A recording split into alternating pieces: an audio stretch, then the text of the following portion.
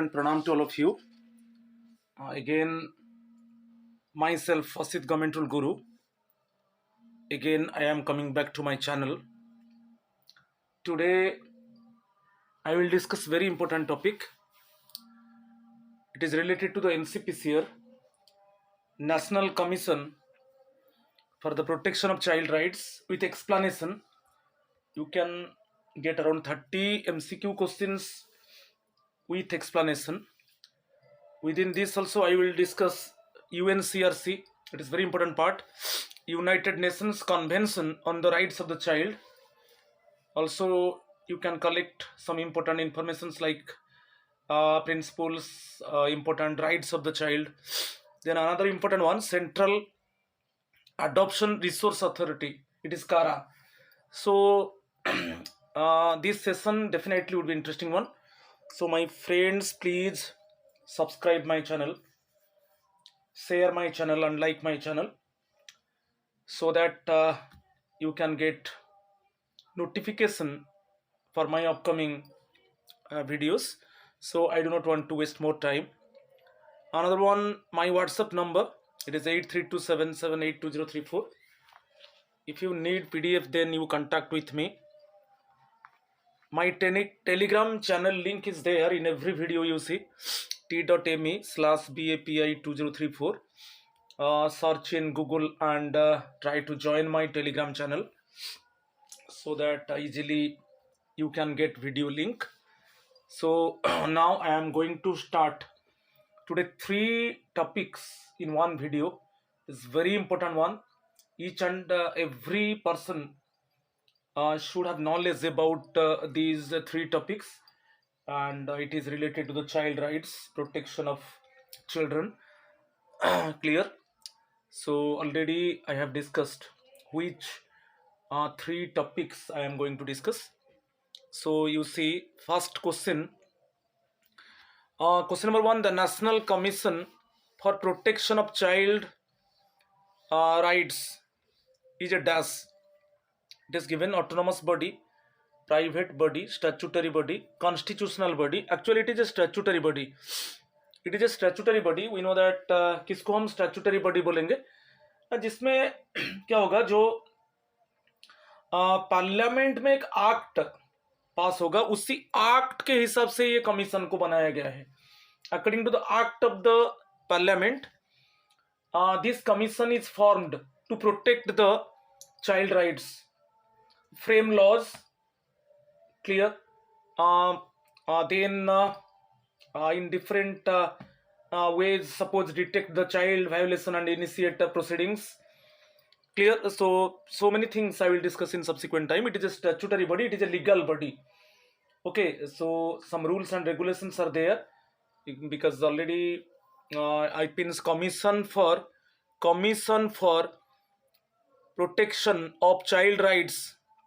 Okay, according to this act, CPCR 2005, Commission for Protection of Child Rights 2005.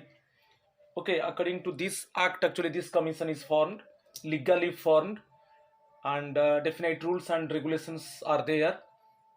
Clear? So it is very serious concern for the child violation. Okay, so it is a statutory body. Clear?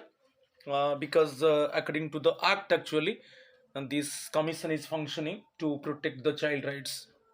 So answer is bit C. Chalo, question number 2.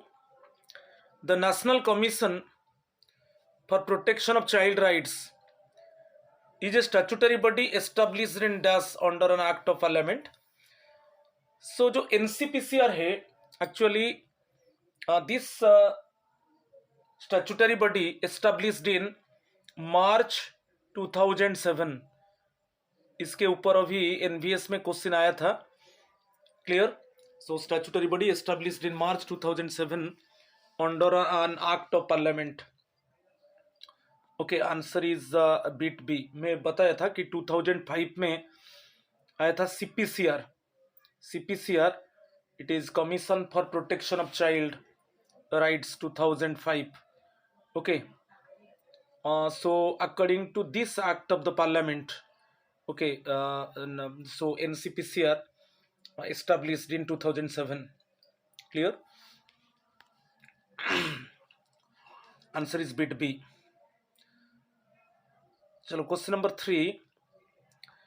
The National Commission for Protection of Child Rights is a statutory body established in 2007 under an act of parliament. मैं बोल चुका हूँ जो parliament में एक act पास हुआ already in parliament in 2005.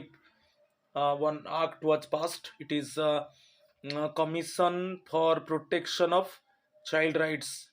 इसको बोलते हैं CPCR 2005. According to this act NCPCR established in March 2007. तो आपको आंसर मिल गया. तो question number 3 answer is bit A, commission for protection of child rights, CPCR act इसको बोलते हैं. CPCR act 2005. So this CPCR act passed in parliament okay in 2005 and according to this act actually NCPCR was established in March 2007. right? बहुत important है. Question number 3 answer is bit A. Question number 4. What is the role of the National Commission for Protection of Child Rights? Role के ऊपर पूछा है. Okay, so 3 statements given. It promotes the incorporation of child rights into the school curriculum. ये correct है क्योंकि NCPCR का जो एक फंक्शन है कि always it encourage to incorporate the syllabus basically in the school curriculum related to the child rights. Okay, both the it means teachers, students and parents, they must aware about the child rights, about the protection of child rights, about the safety and security of the child. So this commission actually always promotes the incorporation of child rights into the school curriculum. ये एक function है, ये correct है. It undertakes and promotes research. ये भी है, ये NCPCR का काम है कि involve in research to bring some new strategies to check it means the child violation. Okay, and bring some new type of laws, frame some new laws, okay, to protect the child rights. Okay, चाहे child trafficking हो कि चाहे pornography हो कि चाहे molestation हो. ठीक है, तो ये जो कमीशन है रिसर्च में इन्वॉल्व होता है to bring some new laws, to bring some new strategy, okay, to protect the child rights, to control the violation. Okay, so ये भी करेक्ट है, दोनों करेक्ट है. Third one, it functions as the nodal body for the adoption of Indian children. ये जो adoption of the India, ये incorrect है. इसके लिए एक नोडल बॉडी है. नोडल बॉडी है, एक नोडल बॉडी इसके लिए है, कारा है, CARA, कारा. क्या है? Central adoption resource authority.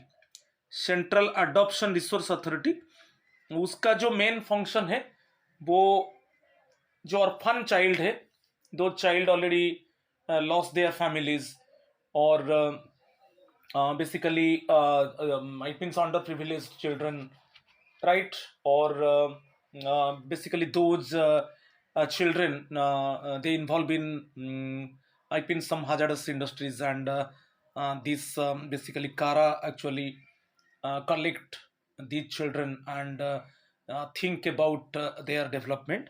So ये नहीं है, ये NCPCR का अडॉप्शन का काम NCPCR का नहीं है. ठीक है, तो ये दोनों स्टेटमेंट करेक्ट हो गया, तो answer is bit A.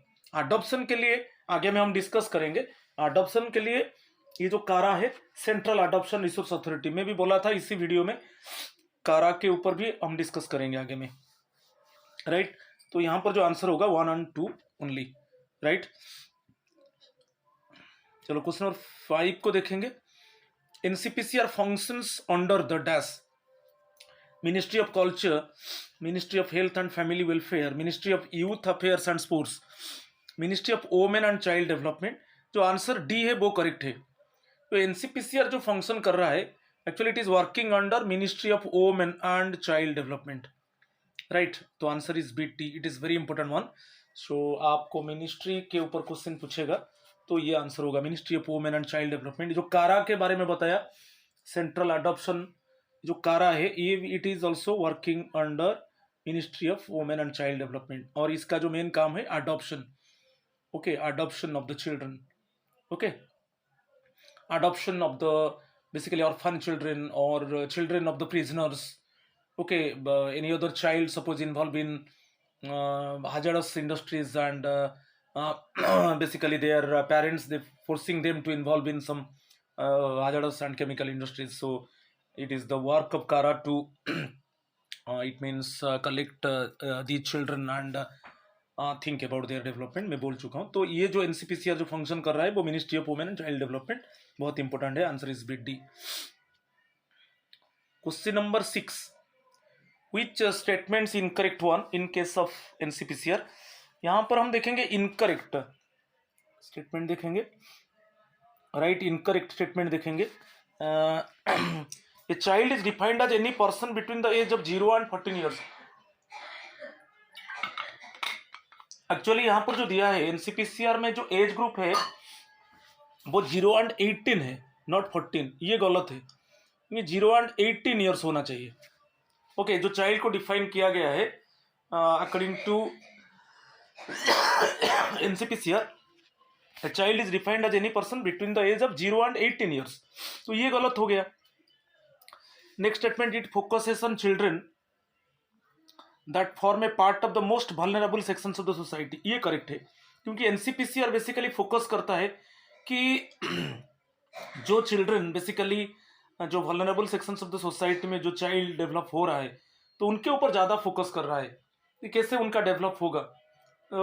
It means how can they it means mentally, emotionally, psychologically, how can they develop? Those type of children basically residing in vulnerable sections of the society, belongs to very poor family, belongs to a very miserable family, and they are not getting anything.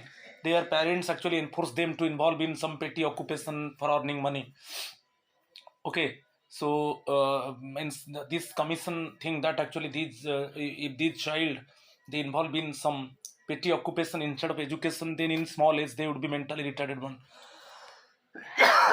So NCPCR actually focus on these children. It is correct one. The commission sees every right of the child as not equally important and hence grade the rights according to importance. तो ये भी गलत है, क्योंकि जो commission के सामने जो चाइल्ड जो डिफरेंट चाइल्ड राइट्स है वो समान है। Okay, each and every time NCPCR actually sees the every right of the child equally.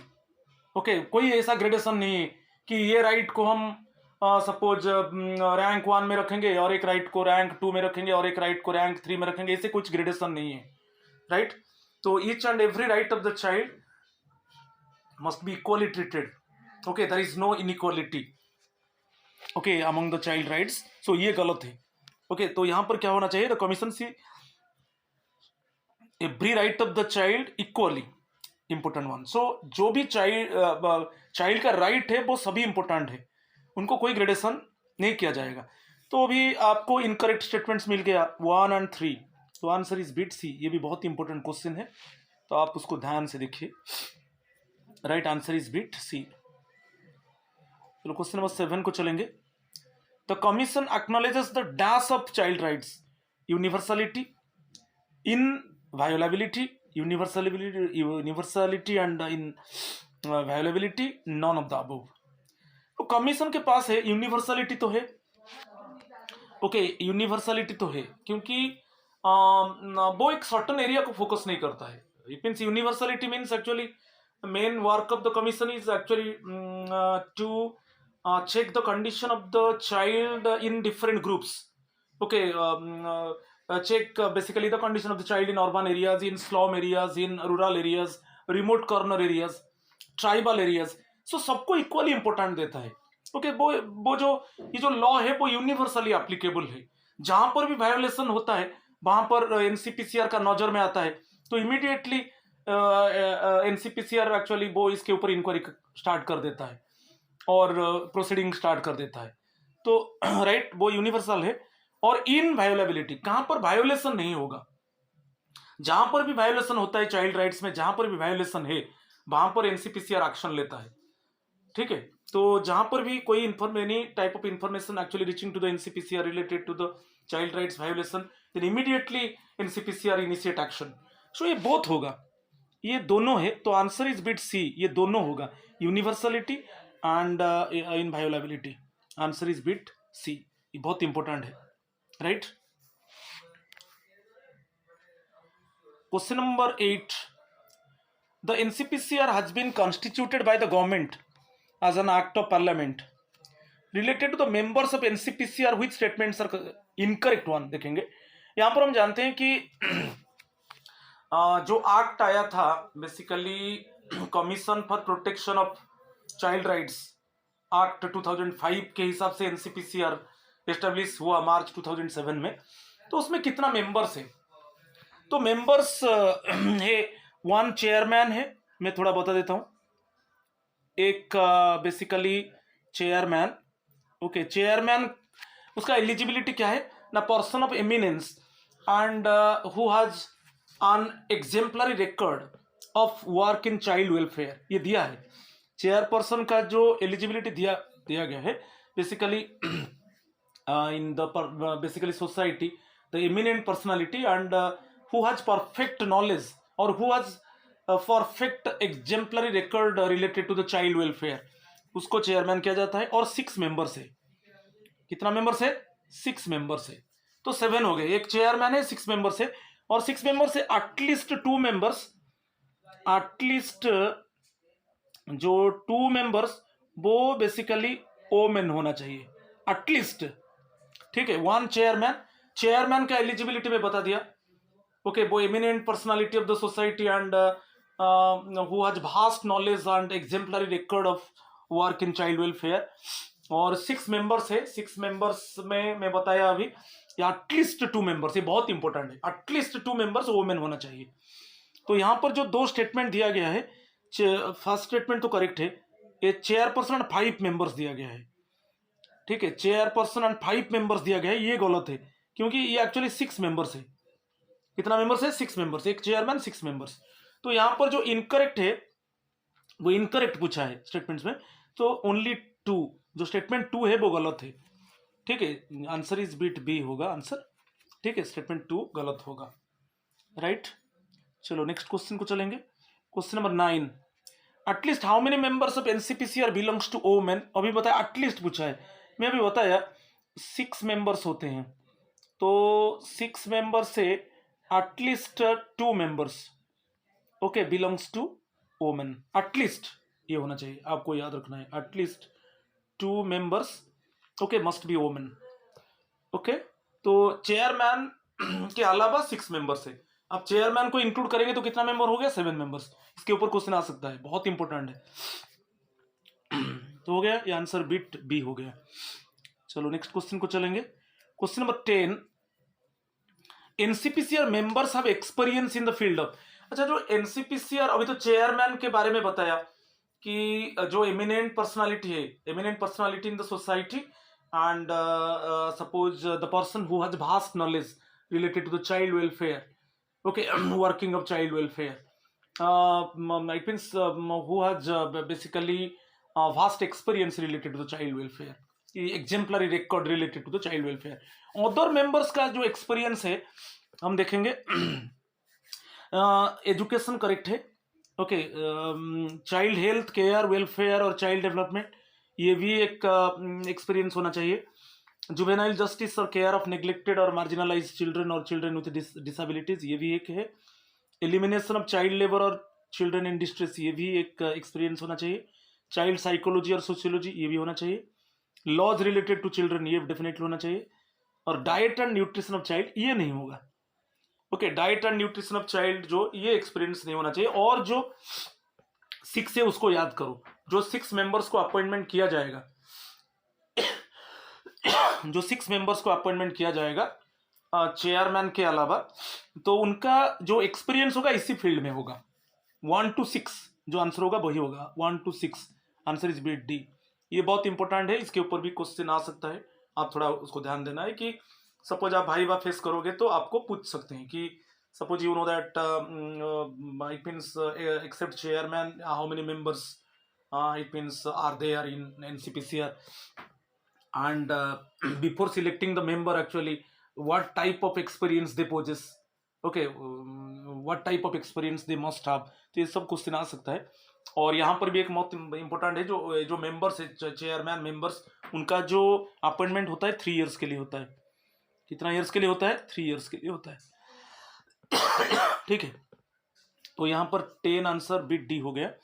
चलो आगे में देखेंगे, ये क्वेश्चन आ गया, एनसीपीसीआर जो चेयरमैन और अदर मेंबर्स को हम जो अपॉइंट करेंगे, they hold office for a period of dash, अभी मैं बताया, they hold office for a period of 3 years, answer is bit A. ये भी बहुत इंपॉर्टेंट क्वेश्चन था, अभी बताया, बहुत आ सकता है क्वेश्चन, राइट। आगे में चलेंगे, question number 12, it strives to ensure that all laws and policies in the country are in consonance with the rights of children as emphasized by the rights of the children as emphasized by the options: Indian Constitution, United Nations Convention on the Rights of the Child, Indian Constitution as well as with UN Convention on the Rights of the Child, neither A nor B।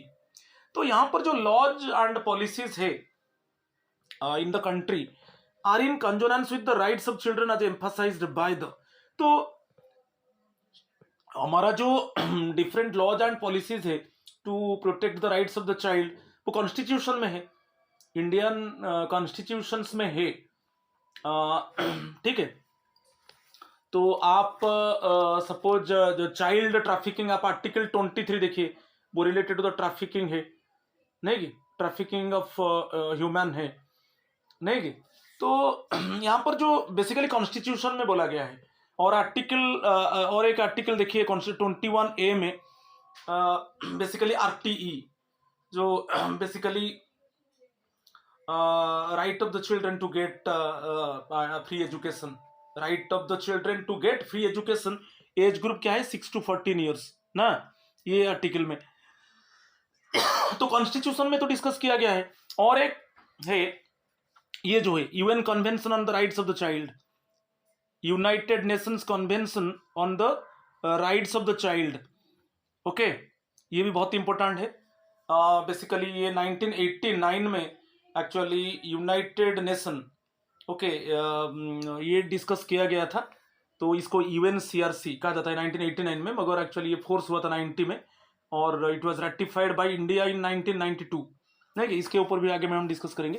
तो ये दोनों होगा, जो भी laws and policies actually constitution में है to protect the child, क्योंकि जो united basically nations convention on the rights of the child, ये दोनों का जो लॉज एंड पॉलिसीज है तो सेम इक्विवेलेंट है, कंपैटिबल पॉलिसीज है एनसीपीसीआर का, अलग कुछ नहीं है। एनसीपीसीआर का जो पॉलिसीज वो मिलता जुलता है, बेसिकली जो policies in constitution to protect the basically child rights and similarly UN convention, right। तो आंसर बिट सी होगा, ये बहुत इंपॉर्टेंट है, आंसर बिट सी होगा,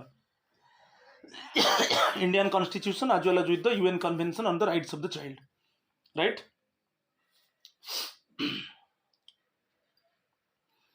तो अभी देखेंगे एनसीपीसीआर के ऊपर डिटेल्स थोड़ा देखेंगे, आपको मैं बोला था एक्सप्लेनेशन के साथ आपको मिलेगा,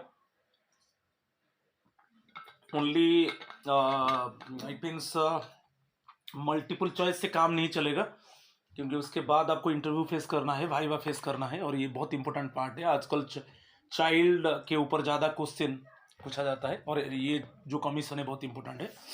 तो अभी मैं डिस्कस कर चुका हूँ, the national commission for protection of child rights, okay, it is a statutory body, इसको याद रखना है।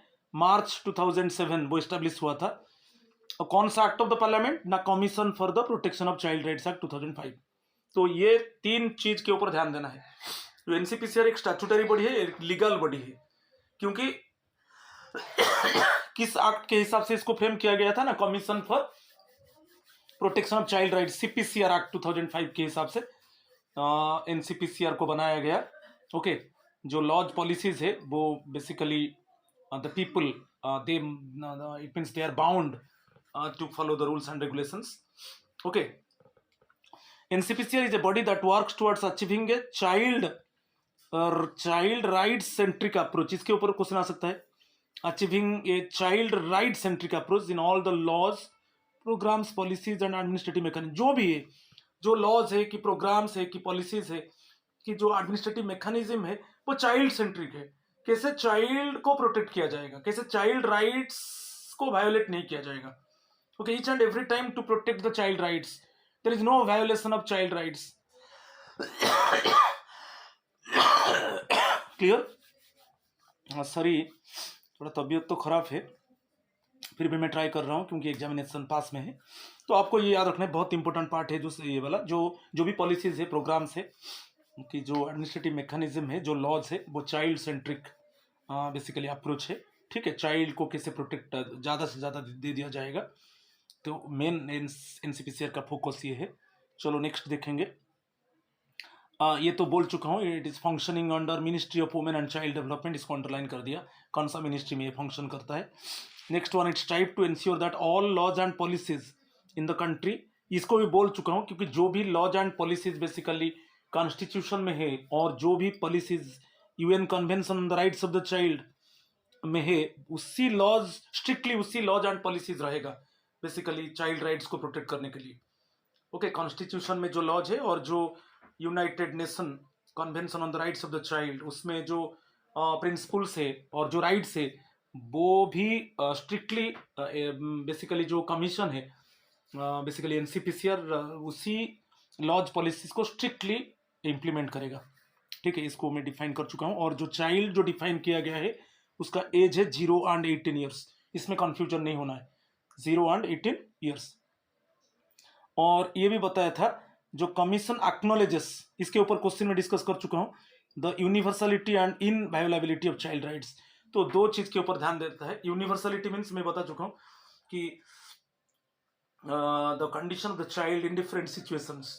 चाहे आप चाइल्ड कंडीशन को स्लम एरिया में देखिए, रिमोट कॉर्नर एरिया में, रूरल एरिया में, आप अर्बन एरिया में, और आप देखिए जो ऑर्फन चिल्ड्रन है और चिल्ड्रन ऑफ द प्रिजनर्स, तो अलग अलग सिचुएशन है कि the children belongs to very poor family. कि आप जो चाइल्ड देखिए बेसिकली ऐसा in hidden manner some child actually basically they are working in hazardous industries, chemical industries. तो ये जो यूनिवर्सल, ये जो रूल है वो यूनिवर्सली एप्लीकेबल है और वायोलेशन कभी नहीं होगा, कभी भी नजर में जाएगा एनसीपीसीआर का. Suppose NCPCR detected that anywhere else actually the child right is violated, then immediately NCPCR will initiate action, will initiate investigation, and it means initiate the proceeding. Okay, so the violation it means cannot be tolerated by the NCPCR. तो ये बहुत important है, दोनों को इसके ऊपर question में frame कर चुका हूँ. Next, it focus on children, ये भी बता चुका हूँ. उसका मेन जो फोकस है वो vulnerable sections of the society. जो child basically vulnerable sections of the society क्या है? जो वल्नरेबल सेक्शंस बेसिकली आप बोलेंगे the children belongs to schedule caste, schedule tribe, the child belongs to miserable family. Okay, basically the child belongs to disable and handicapped family. Clear?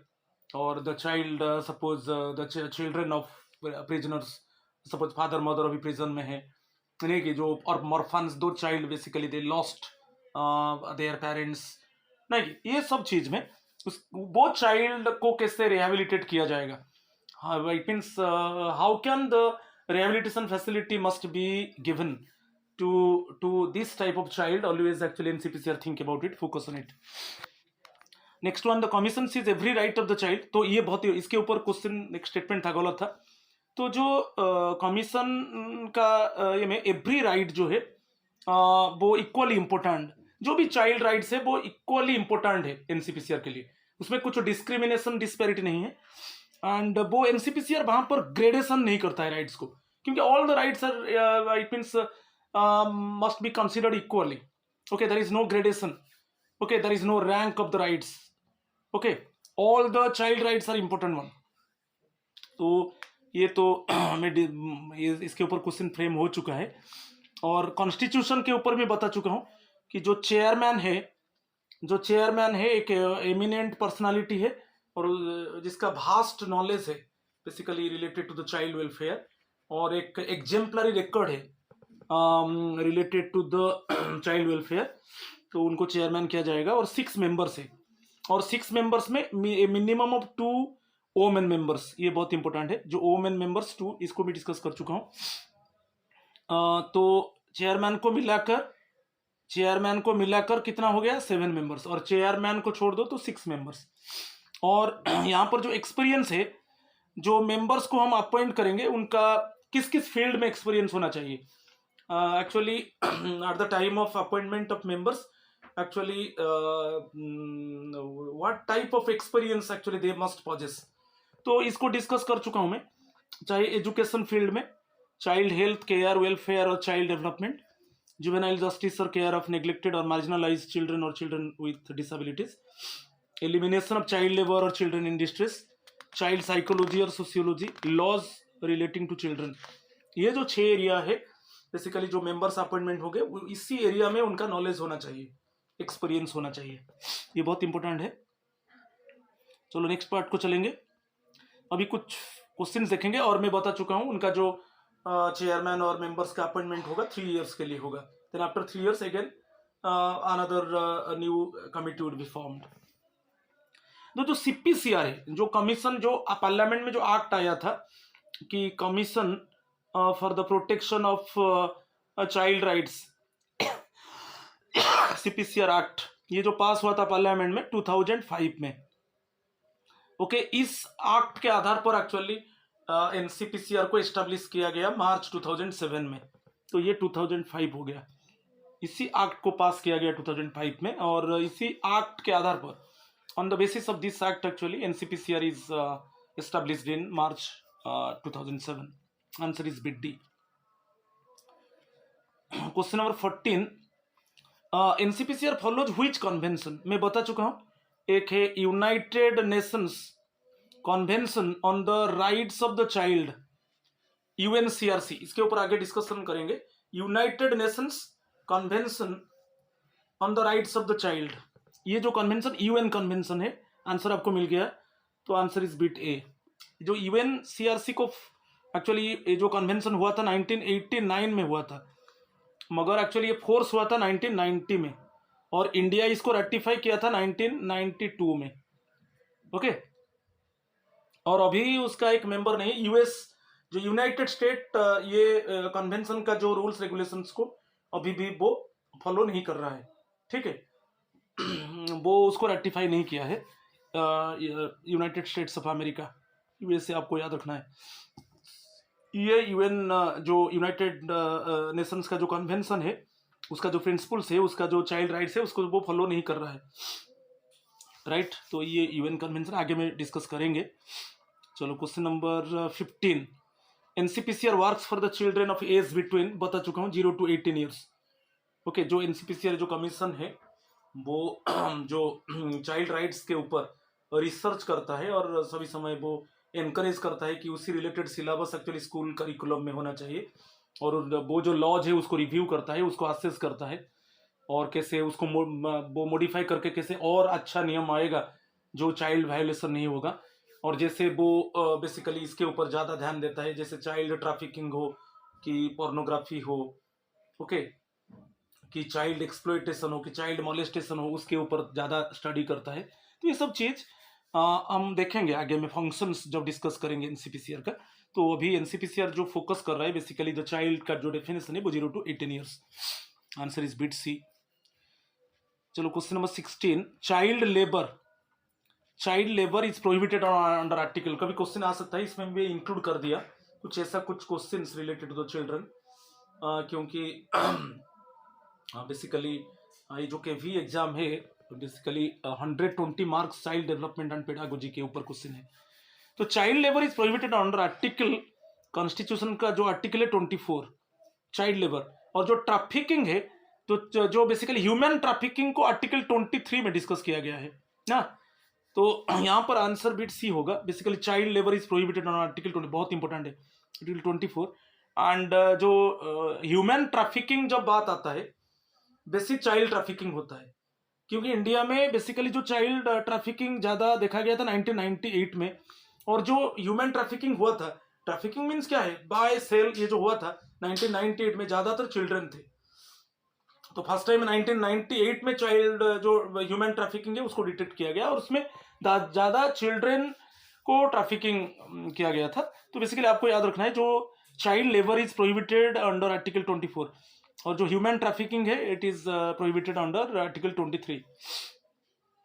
चलो next question number 17 यहाँ पर दे दिया गया है। Question बहुत important है, children have dash main rights. वैसे जैसे हम देखेंगे जो राइट्स के बारे में देखेंगे, जो यूनाइटेड इसके हिसाब से United Nations convention on the rights of the child, उसके हिसाब से जो इम्पोर्टेंट राइट्स है वो बेसिकली 4 है। ओके 4 क्या है, एक है right to protection, right to survival, right to development, right to participation. बहुत इंपॉर्टेंट 4 राइट्स को आपको याद रखना है। ओके एक प्रोटेक्शन, एक सर्वाइवल, एक है development, right to development and right to participation. Protection तो हो गया, और survival, life and survival it is very important one. और डेवलपमेंट तो जैसे चाइल्ड का जो डेवलपमेंट होगा वो एक राइट है, अधिकार है, ठीक है। और पार्टिसिपेशन मीन्स चाइल्ड का राइट है, कभी भी उसका राइट को वायोलेट किया जाता है तो वो actually here she can open the mouth, here she can lodge complain. Okay उसका पार्टिसिपेशन जरूरी है। Okay so right to participate, basically school में, कॉलेज में, यूनिवर्सिटी में, बेसिकली स्कूल में क्या है, उनको सेंसिटाइज किया जाता है कि खुद को वो कैसे प्रोटेक्ट करेंगे। Okay the basically sensitisation programme actually it is organised in the school so that the children actually they would be courageous one and very bold manner actually, they can face any type of situation. Okay and any type of, suppose they detect any type of violation and molestation, then immediately they open their mouth. Okay it means they do not hide anything. So sensitization program regularly it is going on in the school. Okay so that the child himself or herself they can protect themselves ना, right to participation। तो ये 4 right को आपको याद रखना है, protection, survival, development, participation. चलो question number 18 को देखेंगे। According to dash a child below the age of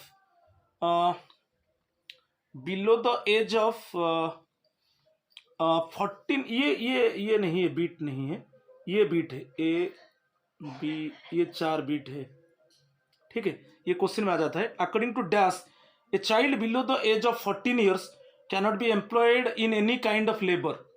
14 साल से कम कोई भी चाइल्ड को बेसिकली काम में यूज नहीं किया जाएगा। तो चाइल्ड लेबर प्रोहिबिशन है, वो चाइल्ड लेबर प्रोहिबिशन एक्ट 1986, इसके ऊपर एक एनवीएस में क्वेश्चन आया था। चाइल्ड लेबर प्रोहिबिशन एक्ट किस ईयर में actually this act actually implemented, 1986, child labour prohibition act 1986। और इसमें क्लियरली मेंशन है कि less than 14 year child okay can not be employed okay any where else. तो 0 to 14 आपको याद रखना है, ठीक है। लेस देन 14 याद रखो, less than 14 years, less than child, basically child labour prohibition में लेस देन 14 ईयर्स ये दिया है, child below the age of 14 years as can not be employed, आप जानते हो। ओके मगर यहाँ पर कंफ्यूजन होता है कि एनसीपीसीआर 0 to 18 ईयर्स जो चाइल्ड को डिफाइन किया है, मगर child labour prohibition act 1986 basically किसके ऊपर फोकस करता है, जो बेसिकली एम्प्लॉयमेंट के ऊपर। तो चाइल्ड जो लेबर है basically less than 14 year child को किसी भी तरीके से ओके कहाँ पर काम में यूज नहीं किया जाएगा। तो ये जो 1986 है ये बहुत इंपॉर्टेंट है, ये जो एक्ट पास हुआ था बहुत इंपॉर्टेंट क्वेश्चन है, राइट। ये भी एनबीएस में क्वेश्चन आया था। चलो next question number 19, the dash scheme is in a government initiative for the all round development health nutrition and education of children under age 6 आता है। तो ऐसा कौन सा स्कीम है जो एक गवर्नमेंट इनिशिएटिव है और basically focus on the all round development of the children, health nutrition education. तो ये जो स्कीम है integrated child development services, answer is bit D. Integrated child development services, ये जो स्कीम है इसमें जो अंडर एज 6 है, ओके, जो 6 ईयर से कम जो चाइल्ड है उसका ओवरऑल डेवलपमेंट के ऊपर ओके प्लान किया गया है। Answer is B D, integrated child development services. Overall development means health, nutrition, education, इसके ऊपर फोकस किया गया है। ठीक है, क्वेश्चन नंबर 20, ये भी एक अच्छा क्वेश्चन है। Who demanded the right to education for Indian children? Indian children right to education जो पहले इसको ये जो राइट टू एजुकेशन को कौन डिमांड किए थे? ये गोपाल कृष्ण गोखले। तो आप देख लीजिए, Gopal Krishna Gokhale demanded okay the right to education for Indian children from the imperial legislative assembly. His dream for the right to education came true when the British government introduced the Right to Education Act on 1st April 2010। ये इसको याद रखना है। पहली बार actually Gopal Krishna Gokhale ने ये इसको उठाया था कि राइट टू एजुकेशन इंप्लीमेंट होना चाहिए इंपीरियल लेजिस्लेटिव असेंबली में, and actually it was accepted by the British government and introduced it in 1st April 2010। ये जो टाइमिंग है याद रखना है, 1st April 2010, राइट, ये बहुत इंपॉर्टेंट है। चलो next 21, which statements are correct one देखेंगे। Inquires cases of child rights violations but not, ये जो एनसीपीसीआर के ऊपर क्वेश्चन है, ये सब एनसीपीसीआर के ऊपर है, आपको कंफ्यूजन नहीं होना है। इसमें इनिशियली एनसीपीसीआर लगाना चाहिए, enquires cases of child rights violations but not initiate proceedings. ये गलत है, क्योंकि जहां पर चाइल्ड राइट का वायोलेशन होता है इमीडिएटली उसके ऊपर प्रोसीडिंग इनिशिएट कर देता है। यहाँ पर नॉट दिया है, ये गलत है। इनिशिएट प्रोसीडिंग हो जाता है जब जहां पर भी वायोलेशन चाइल्ड राइट होता है, वहां पर इमीडिएटली एनसीपीसीआर उसको इन्वेस्टिगेट करता है और प्रोसीडिंग स्टार्ट कर देता है। ये गलत है। नेक्स्ट वन दिया है, encourage the incorporation of child rights in school curriculum and train teachers in that respect. ये भी बहुत इंपॉर्टेंट है। बार बार एनसीपीसीआर एम्फासाइज कर रहा है कि जो चाइल्ड राइट्स के ऊपर जो सिलेबस होना चाहिए वो करिकुलम में इंक्लूड होना चाहिए, और उसके बेसिस में भी टीचर्स को ट्रेनिंग देना चाहिए। The teachers they must basically aware about the child rights, they know it means how to check the child violations and how can they give actually proper safety and security to the children. तो first teachers को sensitise किया जाएगा, then teachers क्या करेंगे ना, children को sensitize करेंगे। तो ये भी करेक्ट है, ये करेक्ट वन। कंडक्ट रिसर्च, मैं अभी बताया था, रिसर्च करता है NCPCR. NCPCR involve in research and try to bring some new laws, some stern and stringent laws, so that it means in future actually any type of event actually should not be happened related to the child violation. Undertake investigation into specific complaints received from children। तो directly कुछ complain receive करता है children से NCPCR और investigation शुरू कर देता है। Okay, undertake investigation into specific complaints received from children और any one else on their behalf, ये भी एक फंक्शन है। Present reports on the working of the laws in this domain to the central government as and when necessary. तो जो present reports है actually वो central government को inform करता है एनसीपीसीआर कि ये प्रेजेंट सिचुएशन है, इस तरीके का लॉज जो है, प्रिंसिपल्स है कि मैकेनिज्म्स अभी इम्प्लीमेंट किया गया है बेसिकली चाइल्ड जो चाइल्ड राइट का वायोलेशन होता है उसको रोकने के लिए। तो रिपोर्ट वो देता है सेंट्रल गवर्नमेंट को। तो ये सभी करेक्ट है, फर्स्ट वन इनकरेक्ट है। वो दिया है which statements are correct one, 2, 3, 4 and 5। Answer is bit C. ठीक है, एनसीपीसीआर फंक्शंस को देख लो, ये बहुत इंपॉर्टेंट है, इसके ऊपर इधर उधर ट्विस्ट करके क्वेश्चन आता है। तो फंक्शंस देखेंगे, फर्स्ट टू देखिए असेस एंड रिव्यू। इसके ऊपर थोड़ा बता देता हूँ। जो भी रूल्स है, जो भी प्रिंसिपल्स है, तो उसको असेस करता है NCPCR. Each and every time NCPCR assess and review the principles, the laws, okay, and suppose the commission detect that somewhere actually modification is required, वो मॉडिफाई करता है। ठीक है, एग्जिस्टिंग लॉज में। तो ये रिपोर्ट देता है बेसिकली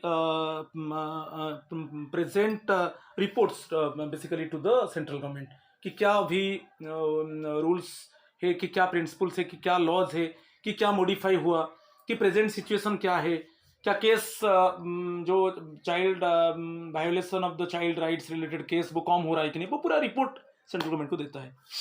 ठीक है, ये भी एक फंक्शन है। चलो नेक्स्ट देखेंगे। इंक्वायर केसेस सब इंक्वायरी करता है जब जहां पर चाइल्ड राइट्स वायोलेशन होता है, इंक्वायरी करेगा और initiate proceedings, immediately proceedings start करेगा। ये भी एक फंक्शन है। Study the factors that prevent the enjoyment enjoyment of rights of children. ये चाहे टेररिज्म, रियोट्स की natural calamities, communal violence, trafficking, HIV और एड्स, टॉर्चर, एक्सप्लॉयटेशन, माल ट्रीटमेंट, प्रोस्टिट्यूशन, पोर्नोग्राफी।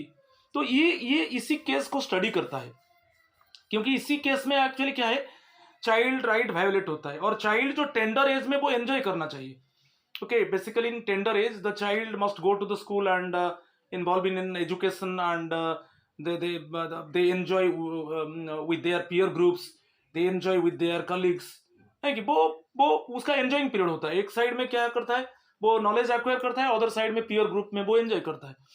मगर जब चाइल्ड इसी चीज में आ जाता है, उसको एक्सप्लॉइट किया जाता है। ये जो situation, terrorism, riots, natural calamities, communal violence, इसी केस में चाइल्ड ज्यादातर अफेक्ट होता है। तो उसको स्टडी करता है कि कैसे ये सब सिचुएशन से वो चाइल्ड को एक्चुअली बचाया जाएगा। ओके, और इसी केस में वो कुछ रिमेडियल मेजर्स देता है। ये बहुत इंपॉर्टेंट है, right. Then fifth one, inquiry into the needs of children requiring special care and protection. Special care क्या बात आता है, protection such as disadvantage and marginalize children, कि children in conflict with the law, कि children of prisoners and children without families, and also recommend remedial measures. ये है, तो basically special care and protection देता है। Children belongs to disadvantage and marginalize children, कि children in conflict with law, कि children of prisoners, children without family जो orphan से। तो वो चाइल्ड का कैसे उनका इमोशनल डेवलपमेंट होगा, साइकोलॉजिकल डेवलपमेंट होगा, कि मेंटल डेवलपमेंट होगा, तो उसके ऊपर बेसिकली ज़्यादातर फोकस करता है एनसीपीसीआर, एंड रिकमेंड करता है कि इसी तरीके का रिमेडियल मेजर्स लाना चाहिए। ये भी एक बहुत इंपॉर्टेंट फंक्शन है। चलो, रिव्यू द करेंट पॉलिसी, जो भी करेंट पॉलिसीज है उसको रिव्यू करता है with respect to the children's rights and protection by studing treaties and international instruments and suggest changes as needed. तो बेसिकली वो स्टडी करता है जो भी ट्रीटीज है, कि जो भी international instruments related to the protection of the child rights है, उसको स्टडी करता है, और उस तरीके से जो करेंट पॉलिसीज में कुछ मॉडिफिकेशन होगा वो मॉडिफाई करता है। ठीक है, conduct research in the field of child rights के ऊपर रिसर्च करता है, advocate child rights and promote और disseminate the idea through mass campaign seminar. तो ये भी ऑर्गेनाइज करता है मास कैंपेन की seminars basically in public places, so sensitize the people so that they can provide safety and security, and it means so that violation of the child rights would be reduced। और यदि violation होगा तो किस तरीका का stringent action होगा, कि stern action होगा, तो ये सब केस में सेंसिटाइज करता है। उसके लिए क्या है, मैस कैंपेन्स होता है, सेमिनार्स ऑर्गेनाइज होता है। ओके, तो undertake investigation, 9th one, undertake investigation into specific complaint. Suppose वो कुछ चाइल्ड से डायरेक्टली कंप्लेंट रिसीव करता है, तो इमीडिएटली उसके ऊपर इन्वेस्टिगेशन करता है। ठीक है, next one, encourage the incorporation of the child rights in school curriculum. तो ये है कि वो ऑलवेज एनकरेज करता है कि जिस कैसे स्कूल करिकुलम में सिलेबस इंक्लूड होगा related to the child rights, और उसी रिलेटेड में टीचर्स को सेंसिटाइज किया जाएगा, और तब टीचर्स वो क्या करेंगे, चाइल्ड को सेंसिटाइज करेंगे, सो that the child themselves actually they protect themselves. ठीक है, ये सब चीज के ऊपर थोड़ा अच्छे से देख लीजिए फंक्शंस को, उसके ऊपर ट्विस्ट होकर क्वेश्चन आ सकता है। और यहाँ पर जो पोक्सो एक्ट है और राइट टू एजुकेशन एक्ट जो 2009 है, उसके ऊपर भी बेसिकली चाइल्ड राइट्स को कैसे प्रोटेक्ट किया जाएगा, और यहाँ पर भी कमीशन का रिस्पॉन्सिबिलिटीज है ये दोनों एक्ट के ऊपर। Commission is also mandated with responsibilities under 2 other acts.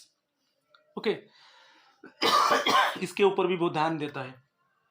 Okay, यहाँ पर चाइल्ड राइट्स का वायोलेशन होता है, तो basically in these two related to these acts, child rights are violated, then immediately it means the NCPCR take all these things very seriously, and basically investigate it, and if actually violation detected, then also want to take some stringent and stern action. तो ये दोनों act भी आ जाता है purview में किसका, NCPCR का, right. चलो नेक्स्ट चलेंगे। यहाँ पर दिया है कि टोल फ्री काउंसलिंग सर्विस एक टोल फ्री नंबर दिया है एनसीपीसीआर टू हेल्प स्टूडेंट्स। वो डायरेक्टली वो जो टोल फ्री नंबर है उसमें डायरेक्टली वो कॉन्टैक्ट करके जो भी उनका राइट में वायोलेट हुआ है वो बता सकते हैं। ये toll free counselling service of NCPCR to help students. Samvedna, Swayam, अधिकार, कर्तव्य, एक्चुअली आंसर है बीट है ये है संवेदना। जो toll free service counselling service है, यहाँ पर एक नंबर है, टोल फ्री नंबर है, और ये जो सर्विस है उसको संवेदना कहा जाता है, ठीक है, और उसमें नंबर है, तो directly the child give complain. Okay, any time if the child detect that any type of abuse की any type of molestation, exploitation, or in any case the child detect that the right is violated, then immediately actually through toll free number actually he or she can contact, okay, and inform to the NCPCR personnel। संवेदना बहुत important है। चलो question number 23, headquarter पूछा है NCPCR का। Headquarter Mumbai, Kolkata, new Delhi, Chennai. New Delhi है, answer is bit C. Headquarter of NCPCR new Delhi में है, ठीक है। 23rd क्वेश्चन हो गया। चलो 24 को देखेंगे। Which of the following statements is are correct about NCPCR. ये तो स्टैट्यूटरी बॉडी, ये करेक्ट है, करेक्ट के ऊपर पूछा है, करेक्ट है। Comes under ministry of health, no, it is ministry of, basically जो ये जो किस ministry, ministry of women and child welfare. Ministry of health गलत है। It monitors implementation of POCSO, क्योंकि दोनों एक्ट को वो मॉनिटर करता है, एक है पोक्सो एक्ट और एक है RT act, right to education act ना। तो ये जो 2 है गलत है और फर्स्ट थर्ड करेक्ट है, तो आंसर बिट बी हो गया, आंसर बिट बी। ये करेक्ट है, ये करेक्ट है, ये गलत है, ठीक है। चलो क्वेश्चन नंबर 25 देखेंगे। ये भी एक बढ़िया क्वेश्चन है। Dash has been designated by the United Nations as the world day against trafficking in persons.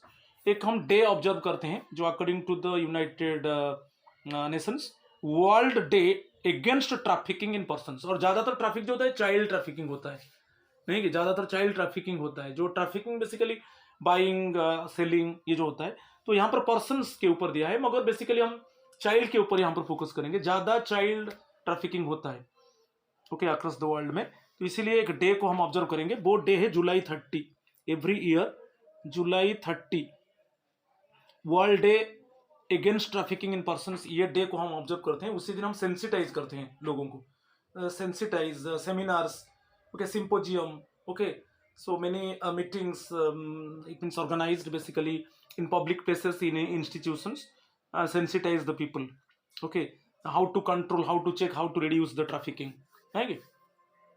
तो जुलाई 30 बहुत इंपॉर्टेंट है, इसको भी मैं ऐड कर दिया। 26 देखेंगे, जो national human trafficking awareness day है, एक यहाँ पर 2023 एवरी ईयर एक्चुअली होता है, एक अवेयरनेस डे होता है ह्यूमन ट्रैफिकिंग के ऊपर, नेशनल वो बोला है, वो तो यूएन तो डिक्लेयर किया था उसको, वो अक्रॉस वर्ल्ड। और यहाँ पर दिया है जो हमारा कंट्री में एक्चुअली एक human trafficking awareness day celebrate होता है, वो बेसिकली जनवरी 11 में वो सेलिब्रेट होता है एवरी ईयर, जनवरी 11 में एवरी ईयर, इसको याद रखना है। मगर यहाँ पर जानबूझकर मैं 2023 दे दिया एवरी ईयर। तो ये जो होता है basically awareness, actually awareness programmes actually should be conducted in public places, institutions, organizations, okay, कैसे चाइल्ड ट्रैफिकिंग को कंट्रोल किया जाएगा, ओके, कैसे जो ये चाइल्ड ट्रैफिकिंग है उसको प्रोहिबिट है, वो प्रोहिबिटेड है, यदि कोई इसमें इन्वॉल्व है उसके ऊपर स्टर्न एक्शन होगा, ठीक है। तो इसमें सेंसिटाइज किया जाता है, अवेयरनेस प्रोग्राम कैंपेन होता है जनवरी 11th January, answer is bit A. Question number 27, when the child trafficking started in India. तो ज़्यादा तो देखा गया था कि 1998, पहले मैं बताया था कि 1998 में पहली बार डिटेक्ट हुआ चाइल्ड ट्रैफिकिंग, क्योंकि उस समय जो ह्यूमन ट्रैफिकिंग होता था उसमें ज़्यादातर चाइल्ड थे, चाइल्ड ट्रैफिकिंग बहुत था, ओके। तो बेसिकली जो था, बेसिकली बहुत चाइल्ड हमारा नेपाल जाकर वो वहाँ पर क्या है जो बेसिकली प्रोस्टिट्यूशन में इन्वॉल्व होते थे, ओके। तो गर्ल चाइल्ड, तो इसके लिए 1998 में पहले चाइल्ड ट्रैफिकिंग को डिक्टेट किया गया, ठीक है। तो when did child trafficking start in India? 1998, answer bit D. चलो next question number 28, dash as the nodal body for adoption of Indian children. ये अडॉप्शन का बात आ गया, and is mandated to monitor and regulate in country and inter country. Adoption का बात आएगा कारा, CARA, कारा जो है central basically adoption resource authority, central adoption resource authority. Okay, तो ये जो कारा के बारे में हम आगे में थोड़ा डिस्कशन करेंगे।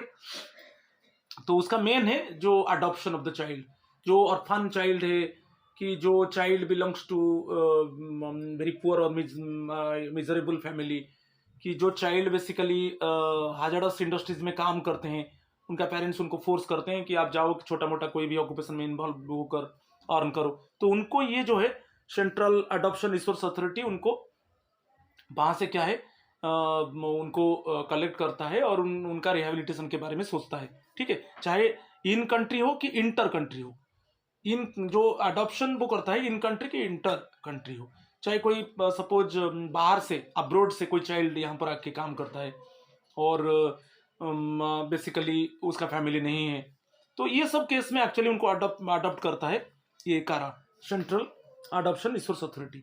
इसके ऊपर हम आगे में डिस्कस करेंगे, तो इसको मैं भी ऐड कर दिया, आंसर इज बिट डी। ये दिया है सेंट्रल अडॉप्शन रिसोर्स अथॉरिटी के ऊपर मैं बताया था, सेंट्रल अडॉप्शन रिसोर्स अथॉरिटी, इसका अब्रिविएशन फॉर्म कारा है, उसका फुल फॉर्म पूछ सकता है कि इसका एक्चुअली क्या है, फुल फॉर्म क्या है। इट इज, ये भी एक स्टैट्यूटरी बॉडी है, ओके, ये भी स्टैट्यूटरी बॉडी मीन्स वो पार्लियामेंट में एक्ट पास हुआ है under same ministry of women and child development, government of India, ये भी है, मगर ये अलग है एनसीपीसीआर से। एनसीपीसीआर का काम है how to protect the child rights, मगर इसका काम है वो चाइल्ड को अडॉप्ट करना, जो भी child suppose children of the prisoners की ऑर्फन्स, जो child already lost their families, in country हो कि इंटर कंट्री हो, तो इट फंक्शंस एज द, ये दे देखो, it functions as the nodal body for adoption of Indian children and is mandated to monitor and regulate in country inter country adoptions, ठीक है। कारा is designated as the central authority to deal with inter country adoptions in accordance with the provisions। ये convention देखिए यहाँ, जैसे UN convention को follow करता है एनसीपीसीआर, यहाँ पर जो कारा है वो Hague convention on inter country adoption 1993, okay, ये याद रखना है। हेग कन्वेंशन बहुत इंपॉर्टेंट है, बेसिकली रिलेटेड अडॉप्शन के ऊपर है, और Hague convention on inter country adoption 1993, और उसको रेटिफाई किया था इंडिया 2003 में, राइट, समझ में आया। तो वो जो हेग कन्वेंशन था 1993 में था, और related to adoption, inter country adoption ratify किया था गवर्नमेंट में 2003 में। तो CARA primarily deals with the adoption of, देखिए यहाँ पर दे दिया किस तरीके का चाइल्ड को अडॉप्ट करता है, adoption of orphan, abandoned and surrendered children through its associated और recognized adoption agency, उसका एजेंसीज है कारा का, ओके, एसोसिएटेड और रिकॉग्नाइज्ड अडॉप्शन एजेंसीज है। जो ऑर्फन चिल्ड्रन है, जो अबैंडन्ड चिल्ड्रन है, कि जो चिल्ड्रन सरेंडर कर देते हैं, तो उनका कैसे रिहेबिलिटेशन होगा वो ये कारा सोचता है, और उनके लिए टोल फ्री नंबर केयरिंग्स कहा जाता है। जैसे एनसीपीसीआर में संवेदना है, तो यहाँ पर टोल फ्री हेल्पलाइन नंबर को केयरिंग्स कहा जाता है, और एक हेल्पलाइन नंबर होता है, उसमें चाइल्ड डायरेक्टली ये जो एजेंसीज है कारा के अंडर जो एजेंसीज है उनको वो कांटेक्ट करेगा, और इमीडिएटली जो एजेंसीज वो क्या करेंगे ना, वो उस तरीके का चाइल्ड के पास पहुंच जाएंगे और उनका रिहेबिलिटेशन के बारे में सोचेंगे, और कैसे इट मीन्स उनका जो पोस्टरिंग टाइम में उनको कैसे रिहेबिलिटेशन फैसिलिटी मिलेगा, कि उनको किस तरीके का सुविधा मिलेगा, तो वो अगेन वो एक्सप्लॉइट नहीं होंगे, तो उसके बारे में। तो ये टोल फ्री नंबर यहाँ पर केयरिंग से, यहाँ पर कुछ इन्फॉर्मेशन है बहुत इंपॉर्टेंट, जो कन्वेंशन को मान लीजिए, ये कन्वेंशन और किस ईयर में एक्चुअली ये कन्वेंशन हुआ था जो इंटर कंट्री अडॉप्शन के ऊपर, और इंडिया कब इसको रेटिफाई किया था, और मेनिकली जो नोडल बॉडी है उसका मेन फंक्शन क्या है, basically adoption of children, adoption of Indian children, चाहे adoption of children inter country and inter country, ठीक है, और जो टोल फ्री नंबर केयरिंग से। क्लियर, थोड़ा तो इसके ऊपर आइडिया मिलेगा, राइट। चलो आगे में चलते हैं। यहाँ पर दे दिया द कन्वेंशन, ये आ गया CRC, the convention on the rights of the child was approved by general assembly of the United Nations. ये जो है, जो कन्वेंशन हुआ था, United Nations convention on the rights of the child, UNCRC में बोला था, ये जो हुआ था 20 नवंबर 1989, इसको याद रखना है, यूनाइटेड नेशंस कन्वेंशन, जिसको NCPCR स्ट्रिक्टली उसका प्रिंसिपल्स को और राइट्स जो है चाइल्ड राइट्स को फॉलो करता है। 20 नवंबर 1989, ओके, इसको अप्रूव किया गया था general assembly of the united nation. Answer मिल गया आपको, आंसर बिट ए, बहुत इंपॉर्टेंट है, क्वेश्चन आएगा ही आएगा। और रेटिफिकेशन का बात आया, the government of India, last MCQ question है और आगे में कुछ हम एक्सप्लेनेशन देखेंगे। The government of India ratified the CRC, ये जो United Nations convention on the rights of the child, ये जो इसको कब गवर्नमेंट ने रेटिफाई किया, उसको तो यूनाइटेड नेशन का जनरल असेंबली अप्रूव किया नवंबर 20 1989 में, मगर इसको रेटिफाई कब इंडिया किया ना, 11 दिसंबर 1992। कब किया? 11 दिसंबर 1992 में रेटिफाई किया। ये बहुत इंपॉर्टेंट है, दोनों को याद रखना है, कब general assembly of United nation उसको अप्रूव किया और इंडिया कब जो पॉलिसीज के रूल्स है, ये जो कन्वेंशन का, उसको रेटिफाई किया 11 दिसंबर 1992। चलो इसके ऊपर थोड़ा देखेंगे अभी, UN convention on the rights of the child, okay. तो for every child every right, इसका जो मोटो और जो एजेंडा है, एवरी चाइल्ड एवरी राइट, उसका फुल फॉर्म देख लीजिए, बहुत डिफिकल्ट नहीं है, बहुत बार बोल चुका हूँ। अडॉप्टेड 20 नवंबर 1989 bye general assembly, okay, United Nations General assembly, entered into force, वो अप्रूव हुआ 20 नवंबर 19, मगर केम इनटू फोर्स इन 1990, और इंडिया इसको रेटिफाई किया 11 दिसंबर 1992। इस चीज को अच्छे से देख लीजिए, वो एक्चुअली जो यूनाइटेड नेशंस जनरल असेंबली उसको अप्रूव किया, अप्रूव किया 1989 20 नवंबर 19, मगर वो केम इनटू फोर्स 1990 और इंडिया उसको रेटिफाई किया 11 दिसंबर 1992। ऐसा कोई कंफ्यूजन नहीं है। और उसके ऊपर देखेंगे UNCRC में कितना आर्टिकल से क्वेश्चन पूछ सकता है। UNCRC is a human rights treaty, okay, that sets political, civil, economic, social, health and cultural rights of the children. ये जो एक ट्रीटी था यूनाइटेड नेशंस कन्वेंशन, बेसिकली वहाँ पर जो डिफरेंट लेवल में, चाहे पॉलिटिकल राइट्स हो, चाहे सिविल राइट्स हो, चाहे इकोनॉमिक राइट्स हो, चाहे सोशल राइट्स हो, चाहे हेल्थ राइट्स हो, चाहे कल्चरल राइट्स हो, उसको कैसे प्रोटेक्ट किया जाएगा चाइल्ड का, किसी में भी वायोलेशन नहीं होगा, सभी प्रकार राइट्स को इक्वली ट्रीट किया जाएगा और सभी प्रकार राइट्स चाइल्ड को मिलना चाहिए। It is an international agreement that is legally binding on the members. जो भी उसका मेंबर थे, हमारा मेंबर कब हुआ? 11 दिसंबर 1992 में। जो भी मेंबर कंट्रीज है वो ये एग्रीमेंट को, इंटरनेशनल एग्रीमेंट को स्ट्रिक्टली फॉलो करेंगे। तो हमारा नेशनल लेवल में क्या है? NCPCR है, वो स्ट्रिक्टली फॉलो करता है, जो भी ये जो कन्वेंशंस का प्रिंसिपल्स है, जो राइट्स है, उसको स्ट्रिक्टली फॉलो करता है। इसमें 54 आर्टिकल्स है, इसके ऊपर क्वेश्चन आएगा। UNCRC में कितना आर्टिकल्स है? United Nations convention on the rights of the child, CRC में कितना आर्टिकल्स है? 54 आर्टिकल्स है, जो स्पेल आउट करता है चाइल्ड राइट्स के बारे में। और इसको रेटिफाई किया है एक्सेप्ट यूनाइटेड स्टेट्स, USA ने इसको रेटिफाई नहीं किया है, याद रखना है, okay. Basically USA actually still now also does not follow the principles and rights of United Nations Convention related to the child rights. Under the articles of the convention, all parties to it are required to ensure that children's basic needs are fulfilled. Children का जो basic needs है वो fulfill होगा, and they are able to reach their full potential. दोनों चीज के ऊपर ध्यान देना है, कैसे जो मिनिमम नीड्स है चाइल्ड का वो फुलफिल होगा, और वो कैसे they must reach to their potential. ये इसके ऊपर क्वेश्चन आ सकता है। ये दोनों स्टेटमेंट को अच्छे से याद कर लीजिए। एक बेसिक नीड्स फुलफिल होगा और they must the children they must reach to their full potential, okay. चलो राइट्स के ऊपर देखेंगे, राइट्स ऑफ द चाइल्ड। ये जो भाई यूनाइटेड नेशंस कन्वेंशन में बेसिकली ये जो है क्या है, United Nations convention on the rights of the child. ये जो राइट्स ऑफ द चाइल्ड है किसके, देखिए right to life, survival and development, बहुत इंपॉर्टेंट है। लाइफ सर्वाइवल डेवलपमेंट के ऊपर जो राइट है, एजुकेशन के ऊपर आ गया second, that facilitates them and they can reach their full potential. Protection आ गया, जैसे अब्यूज हो, वायलेंस हो, नेग्लेक्ट हो, कैसे उनको प्रोटेक्ट किया जाएगा, वो भी एक राइट है।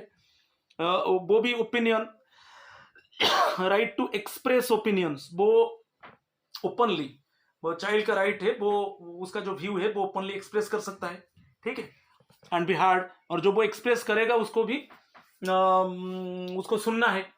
जैसे हमारा यहाँ पर क्या है, कभी भी चाइल्ड टोल फ्री नंबर है संवेदना, तो उस टोल फ्री नंबर में वो डायरेक्टली जो एनसीपीसीआर के अंडर जो एजेंसीज है, ओके, जो ऑर्गेनाइजेशंस काम करता है, चाइल्ड उनको इन्फॉर्म कर सकता है रिलेटेड टू द अब्यूज हो, कि एक्सप्लॉइटेशन हो, कि मोलेस्टेशन हो, कि कोई भी वायोलेशन हो, वो डायरेक्टली उसका व्यू को एक्सप्रेस कर सकता है। वैसे भी हम अभी केयरिंग्स देखा, जो कारा का जो basically central adoption basically resource authority ना, कि वो भी एक नोडल बॉडी है for the adoption of the children. ये express right to be raised by और have a relationship with their parents, relationship with their parents, वो भी ये राइट है, राइट टू बी रेज्ड, वो भी वॉइस रेज कर सकता है कि उसका रिलेशन क्या है उसका पेरेंट के साथ। कभी खराब होता है वो तो डायरेक्टली ओपनली बोल सकता है कि मेरा पेरेंट के साथ मेरा अच्छा रिलेशन नहीं है, कि मेरा पेरेंट्स मुझे एक्सप्लॉइट करते हैं, कि मेरा पेरेंट्स मुझे इन्फोर्स कर रहे हैं कि just you involve in some hazardous occupation, ये भी वो टोल फ्री नंबर में भी इन्फॉर्म कर सकता है। तो ये एक्चुअली 5 है, ये 5 को याद रखना है, क्वांटिटी के ऊपर क्वेश्चन आता है। ये जो 5 राइट्स बहुत इंपॉर्टेंट है, और फर्स्ट 4 राइट्स बहुत इंपॉर्टेंट है, लाइफ सर्वाइवल डेवलपमेंट, एजुकेशन, और एक है प्रोटेक्शन, और एक है एक्सप्रेस ओपिनियंस, और एक है कि वो वॉइस रेज कर सकता है related to the relationship with parents. ये जो 5 राइट्स है बहुत इंपॉर्टेंट है, ठीक है। और यहाँ पर 4 कोर प्रिंसिपल्स देखेंगे, वही यूनाइटेड नेशंस, ठीक है, convention on the rights of the child, इसका 4 कोर प्रिंसिपल्स है, ये बहुत इंपॉर्टेंट है। इसी प्रिंसिपल्स को भी एनसीपीसीआर स्ट्रिक्टली फॉलो करता है। तो एक नॉन डिस्क्रिमिनेशन, डिस्क्रिमिनेशन नहीं होगा, जो चाइल्ड राइट्स है इक्वली इंपॉर्टेंट है, all the child rights are equally important one, okay. So there is no gradation, non discrimination, right to life survival and development, ये एक कोर प्रिंसिपल है। सभी समय सोचना चाहिए कि कैसे एक चाइल्ड ग्रो करेगा, उसका कैसे इमोशनल डेवलपमेंट होगा, उसका कैसे साइकोलॉजिकल डेवलपमेंट होगा, उसका कैसे मेंटल डेवलपमेंट होगा, ओके, वो पर्टिकुलर कल्चर में कैसे ग्रो करेगा, तो वो है लाइफ सर्वाइवल एंड डेवलपमेंट। और सभी समय ये सोचना चाहिए best interest of the child, okay, चाहे जिस इंस्टीट्यूशन में है चाइल्ड, वो इंस्टीट्यूशन वो सोचना चाहिए best interest of the child, child कैसे का अच्छा सिटीजन होकर निकलेगा। Each and every time the institution and organizations, they must think that the child would be a good citizen in future. So each and every time society हो कि community हो कि parents हो कि टीचर्स हो कि पर्टिकुलर इंस्टीट्यूशन हो, organization, always they do work for the interest of the child और respect for the child's views. कभी भी एक चाइल्ड व्यू देता है, वो उसका ओपिनियन एक्सप्रेस करता है, तो उसको रेस्पेक्ट देना है, सुनना है, नेग्लेक्ट नहीं करना, नहीं तू चाइल्ड है, तू क्या ओपिनियन देगा, तो वो हम नहीं सुनेंगे, ये नहीं है। क्योंकि वो जब कुछ ओपिनियन एक्सप्रेस करता है तो उसको एक्चुअली अच्छे से वी मस्ट हार्ड हिज और her opinion and initiate action. तो ये जो 4 कोर प्रिंसिपल्स बहुत इंपॉर्टेंट है, non discrimination, right to life survival and development, best interest of the child, respect for the child's views. इसके ऊपर भी आ सकता है, तो वो 4-5 दे देगा और इसमें कोई इनकरेक्ट क्या है, जो प्रिंसिपल्स ऑफ कन्वेंशन वो इंपॉर्टेंट प्रिंसिपल्स ऑफ कन्वेंशन में नहीं है, इसको थोड़ा आपको ध्यान देना है, ठीक है। तो ऑप्शनल कुछ प्रोटोकॉल्स है, यूएनसीआरसी ऑप्शनल प्रोटोकॉल्स को देखेंगे। Protocol asking governments not to enlist children below the age of 18 into arm forces में, ये जो आया था 2000 में, बोला था कि 18 साल से कम बच्चों को आर्म्ड फोर्सेस में नहीं लेना है। ये भी ठीक है, अभी भी हमारा इंडिया गवर्नमेंट में वही सिस्टम है। तो less than 18 year child, okay, should not be involve in armed forces, ये बहुत इंपॉर्टेंट प्रोटोकॉल है। The next one, protocol asking governments to prohibit child pornography, child prostitution and sale of child, मैंने जो trafficking है वही भी 2000 आया था। तो एक प्रोटोकॉल है कि ये गवर्नमेंट का काम है, वो इसको प्रोहिबिट करेगा, चाइल्ड पोर्नोग्राफी को, चाइल्ड प्रोस्टिट्यूशन को और सेल ऑफ चिल्ड्रन, जो चाइल्ड ट्रैफिकिंग है, ओके, इनटू स्लेवरी। और एक प्रोटोकॉल क्या है, that enables children who faced violation of their rights to complain directly. ये भी एक प्रोटोकॉल है, वो डायरेक्टली चाइल्ड, जब कोई चाइल्ड को सपोज अब्यूज किया जाता है, कि उसको एक्सप्लॉइट किया जाता है, कि उसको मॉलेस्ट किया जाता है, तो वो डायरेक्टली उसका ओपिनियन दे सकता है, कंप्लेन दे सकता है टू द यूएन कमिटी को on the rights of the child. ये जो प्रोटोकॉल 2011 में आया था, ये तीनों प्रोटोकॉल, इसमें तो फास्ट दो हमको तो पता है, less than 18 army arm forces में इन्वॉल्व नहीं होगा, और एक है कि हमारा कंट्री में चाइल्ड पोर्नोग्राफी है, कि प्रोस्टिट्यूशन है, कि सेल ऑफ द चाइल्ड, ये सब प्रोहिबिट है, और जो भी इन्वॉल्व होगा और उसके ऊपर स्ट्रिंजेंट एक्शन लिया जाएगा। और ये तो कॉमन है कि ये जो प्रोटोकॉल आया 2011 में, कि चाइल्ड जब उसको अब्यूज किया जाता है, वो उसका कंप्लेंट डायरेक्टली दे सकता है यूएन कमिटी को on the rights of the children. तो ये यूएनसीआरसी का ऑप्शनल प्रोटोकॉल्स को देखना है, ठीक है। अभी चलेंगे ब्रीफ, कुछ चाइल्ड राइट्स मूवमेंट हुआ था, आपको इंटरेस्टिंग लगेगा, इसके ऊपर थोड़ा भी ध्यान दे दीजिए, क्योंकि अभी ज्यादातर चाइल्ड रिलेटेड क्वेश्चन आ रहा है ना, इसके ऊपर आपका नॉलेज होना चाहिए। देखिए, first time in modern history, ये बहुत इंपॉर्टेंट है, first time in modern history the children rights was given importance was when the League of Nations adopted Geneva Declaration on the rights of the child in 1924। First time जो child rights के ऊपर league of Nations adopted the Geneva, जो Geneva declaration था, वहां पर league of Nations ने basically focus किया था किसके ऊपर, राइट्स ऑफ द चाइल्ड। तो वो ईयर था 1924। तो आपको ईयर याद रखना है, लीग ऑफ नेशंस, और जो डिक्लेरेशन था जेनेवा डिक्लेरेशन, ठीक है। दिस वॉज ड्राफ्टेड, ये ड्राफ्टेड का बात आया, this was drafted by the Eglantyne Jebb, इसको याद रखना है। हु फाउंडेड द, ये याद रखना है, सेव द चिल्ड्रन फंड, ये actually who founded the save the children fund, इसको एग्लांटाइन जेब, ओके। दिस वॉज ड्राफ्टेड, ये जो इसका जो ड्राफ्टिंग हुआ था, जो child rights of the child basically in Geneva declaration and adopted by the league of Nations, उसका ड्राफ्टिंग जो किया था एग्लांटाइन जेब ने किया था, और वो एक्चुअली फाउंड किए थे save the children fund, who founded the save the children fund, right. ये बहुत इंपॉर्टेंट है, इसके ऊपर इसको याद रखना है। आगे में चलेंगे, यूनिसेफ देख लीजिए, United Nations International Children's Emergency Fund, उसको कब फाउंड किया गया था, 1946 में। कभी कभी हम पढ़े थे, ऐसा नहीं, मगर ईयर कभी कभी भूल गए, 1946। United Nations International Children's Emergency Fund was founded in 1946। और जो ह्यूमन राइट्स के ऊपर जो यूनिवर्सल डिक्लेरेशन आया, यूनिवर्सल डिक्लेरेशन 1948 में आया, यूनाइटेड नेशंस जनरल असेंबली, जी यूएन जनरल असेंबली लाया था ह्यूमन राइट्स के ऊपर, नहीं कि जो यूनिवर्सल डिक्लेरेशन 1948 में, हम एवरी ईयर डिसंबर 10 को हम ह्यूमन राइट्स डे सेलिब्रेट करते हैं, नहीं कि दिसंबर 10 को हम ह्यूमन राइट्स डे सेलिब्रेट करते हैं उसके हिसाब से। तो इसके ऊपर एक आर्टिकल आया था, मदर्स एंड चिल्ड्रन, ये भी बहुत इंपॉर्टेंट है, मदर्स एंड चिल्ड्रन के ऊपर एक आर्टिकल आया था इसमें, ओके। जो यूएन जनरल असेंबली, जो बेसिकली जो यूनिवर्सल डिक्लेरेशन हुआ था बेसिकली ह्यूमन राइट्स के ऊपर 1948 में, उसके ऊपर एक आर्टिकल था mothers and children. Then next one, the declaration of the rights of the child adopted by the UNGA, United Nations General Assembly 1959, ये year, okay, declaration of the rights of the child adopted by the UNGA in 1959, 1959 को याद रखना है। यहां पर आ गया international labour organisation, ये बोला है कि 18 जो है मिनिमम एज है, कोई हाजरस वर्क में जब चाइल्ड इन्वॉल्व होगा उसका मिनिमम एज 18 होना चाहिए।